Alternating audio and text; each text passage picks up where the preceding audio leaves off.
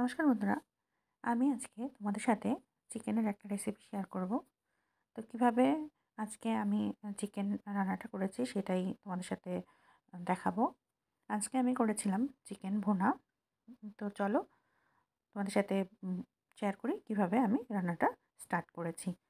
তো প্রথমেই আমি কড়াইতে তেল নিয়েছি। তেলটা গরম হয়ে আসার পর এখানে আমি কিছু ফোড়ন দিচ্ছি। সাদা জিরে, শুকনো লঙ্কা, তেজপাতা, দারচিনি, এলাচ আর লবঙ্গ 5-6টা।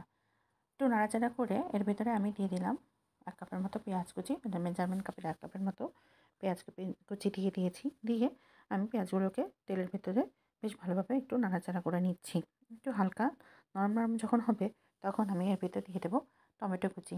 টমেটো কুচি দিয়েও আমি খুব ভালোভাবে পেঁয়াজের সাথে এটাকে নাড়াচাড়া করে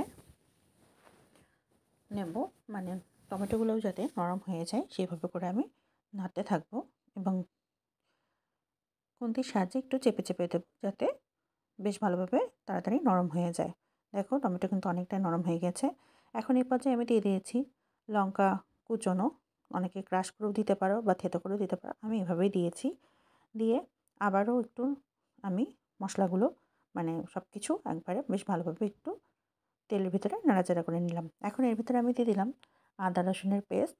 আদা রসুনের পেস্ট দিয়েও আমি বেশ ভালোভাবে একটু নাড়িয়ে চাড়িয়ে নিচ্ছি যাতে আদা রসুনের কাঁচা গন্ধটা চলে যায় এজন্য। এবার এই পর্যায়ে আমি কিছু গুঁড়ো মশলা ইউজ করব। এখানে আমি দিয়েছি হলুদ গুঁড়ো, লঙ্কা গুঁড়ো, ধনিয়ার গুঁড়ো, জিরার গুঁড়ো, গরম মশলার গুঁড়ো আর দিয়েছি স্বাদ অনুযায়ী লবণ।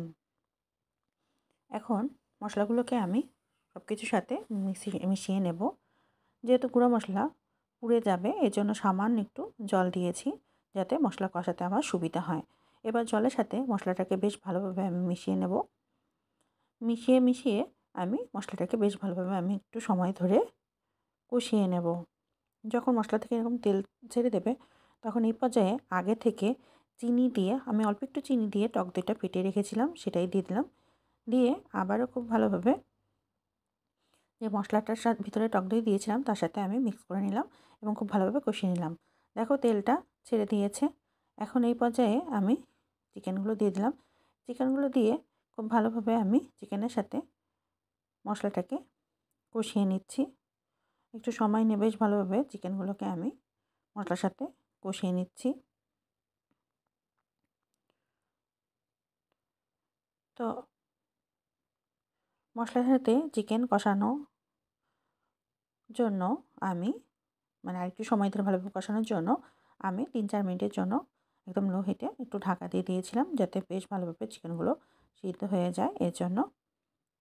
তো ঢাকনাটা খুলে আবার একটু নাড়িয়ে চাড়িয়ে নিয়ে আমি এর ভিতরে গরম জল দিয়ে দিলাম, মানে ঝোলের জন্য আর চিকেনগুলো সিদ্ধ হওয়ার জন্য একটু গরম জল দিলাম। যেহেতু আমি চিকেন ভুনা করছি এই রান্নাটায় আমার বেশি ঝোল ঝোল থাকবে না, একদম গা মাখা থাকবে, মানে ভুনাটা হবে এজন্য।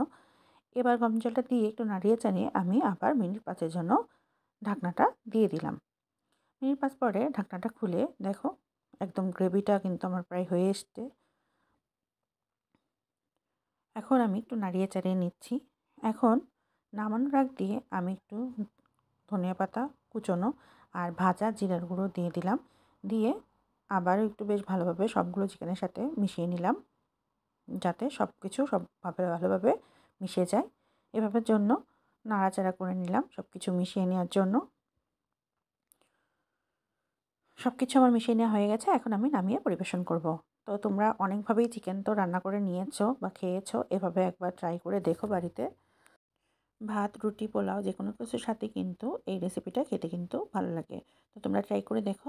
তো আজকে তোমাদের সাথে আমি এই রেসিপিটাই শেয়ার করতে এসেছিলাম। পরবর্তীতে তোমাদের সাথে দেখা হবে নতুন কোনো রেসিপি নিয়ে। ততক্ষণ পর্যন্ত তোমরা সবাই ভালো থেকো। আজকে এখানে আসছি। টাটা।